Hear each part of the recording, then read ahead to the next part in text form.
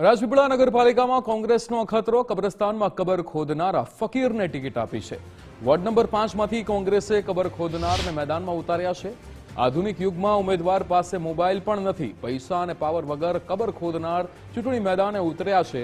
ત્યારે અત્યંત ગરીબ અને મહેનતુ ઉમેદવારની ચર્ચા થઈ રહી છે। કબર ખોદનાર સેવાભાવી વ્યક્તિનો જોરશોરથી પ્રચાર થઈ રહ્યો છે। પક્ષોના ધનિક ઉમેદવારો સામે કોંગ્રેસનો ગરીબ ચહેરો। ત્યારે 28 એપ્રિલે ખબર પડશે ફકીર જીતશે કે હારશે। નાનામાં નાનો સામાન્ય માણસ છું। નાના સભ્ય મેં કબ્રસ્તાનના જે કામકાજ સફાઈ સુફાઈ એવું કરું છું, કબરોનું ખોદકામ કરું છું। અમારા નોર્મલમાં અમારું પગાર નથી, અમે સેવાભારી માણસો છે।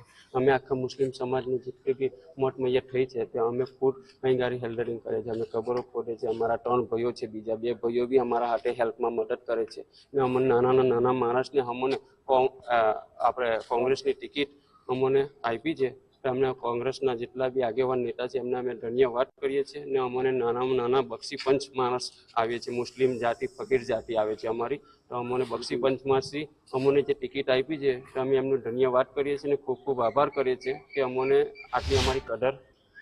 રાજપીપળા નગરપાલિકામાં વોર્ડ નંબર 5માં અમે બક્ષી પંચના ઉમેદવાર તરીકે મોહમ્મદ હનીફ સફી મોહમ્મદ ફકીર કે જેઓ કબ્રસ્તાનમાં નાના વ્યક્તિ, મોટામાં મોટા નેતા હોય કે નાનામાં નાના વ્યક્તિ હોય, એવા વ્યક્તિ જે કબ્રસ્તાનમાં ઇન્તેકાલ થાય છે, એમનું મરણ થાય છે, તેવા લોકોને અહીંયા એમની સેવા કરે છે।